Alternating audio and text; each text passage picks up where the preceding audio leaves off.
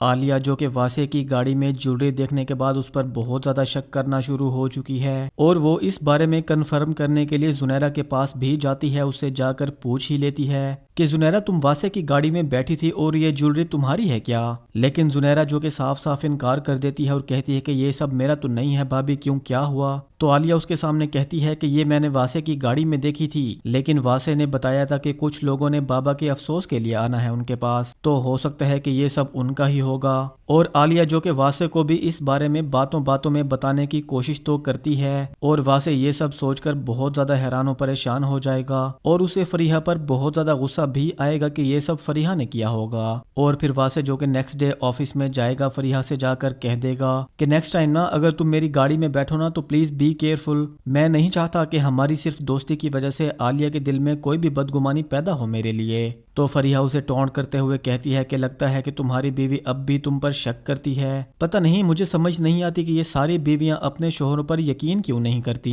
اور دوسری طرف اسلم صاحب جو کہ اس بار اکرم کے بارے میں سوچ ہی لیتے ہیں کہ فضا کا جہاں رشتہ کیا تھا وہ رشتہ تو ختم ہو گیا، اور اکرم جو کہ اسلم صاحب سے کہہ دیتا ہے کہ سلطان جو فضا کو تنگ کر رہا ہے نا، مجھے اس بارے میں سب کچھ پتا ہے، اور انکل میں واقعی فضا سے محبت کرتا ہوں، فضا کی خاطر میں 3 دن تک جیل میں پٹتا رہا اور میری ہی وجہ سے وہ سلطان کے چنگل میں پھنس چکی ہے اور میں ہی اس سب سے اسے آزادی دلواؤں گا۔ تو یہاں پر اسلم صاحب جو کہ سوچ ہی لیتے ہیں کہ اکرم تو فضا سے واقعی محبت کرتا ہے، مجھے لگتا ہے کہ فضا کے لیے اکرم سے بہتر اور کوئی لڑکا نہیں مل سکتا، اس لیے وہ ارادہ کر ہی لیں گے کہ اگر اکرم کی شادی فضا سے کرنی پڑی تو وہ پیچھے نہیں ہٹیں گے۔ لیکن اسلم صاحب کو کیا پتا کہ نوشین تو فضا سے نفرت کرتی ہے، وہ کبھی بھی اکرم اور فضا کی شادی تو نہیں ہونے دینے والی۔ اور نیکسٹ ایپیسوڈ کی مکمل کہانی میں آپ لوگ دیکھیں گے زبیدہ کی ماں جو کہ اصفر سے کہتی ہے کہ تم یہاں مفت کی روٹیاں توڑتے رہتے ہو، یہاں سے نکل جاؤ، تو اصفر کو غصہ آ جاتا ہے، یہاں پر زبیدہ کی ماں کو دھکا دے دیتا ہے، اور جیسے ہی زبیدہ کی ماں نیچے گرتی ہے اسے کافی زیادہ چوٹ لگ جاتی ہے اور اسی وقت اس کی ڈیتھ ہو جاتی ہے۔ اور اس بار اصفر جو کہ اس وجہ سے بہت زیادہ بڑی مشکل میں پھنس ہی جائے گا، اور زبیدہ جو کہ اس بار اپنی ماں کے قتل کا مقدمہ بھی اصفر پر کروانے والی ہے، اور پھر اصفر جو کہ زبیدہ کو پھنسانے کے لیے یہاں پر زبیدہ اور سلطان کا نام بھی لے ہی لے گا۔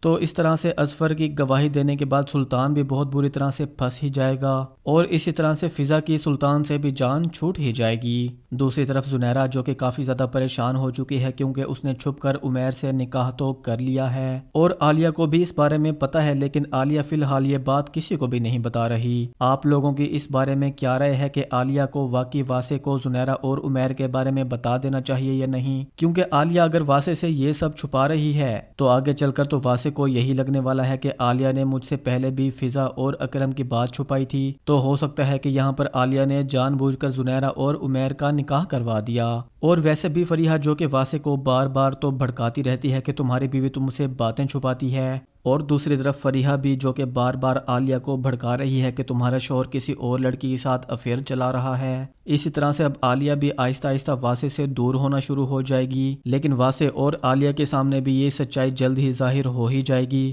کہ فریحہ نے جان بوجھ کر عالیہ اور واسع کے درمیان میں مس انڈرسٹینڈنگ پیدا کرنے کی کوشش کی تھی، اور یہ سب سچائی عالیہ اور واسع کو وہ لڑکی بتائی گئی جو کہ واسع اور فریحہ کے آفس میں جاب کرتی ہے، اور اس ڈرامے کا اینڈ بھی ہمیں کچھ اسی طرح سے ہی دکھایا جائے گا۔ تو دوستو آپ لوگوں میں سے کون کون جلد ہی اس ڈرامے کا اینڈ دیکھنا چاہتا ہے، کمنٹ سیکشن میں اپنی رائے کا اظہار ضرور کیجیے گا۔ Thank you.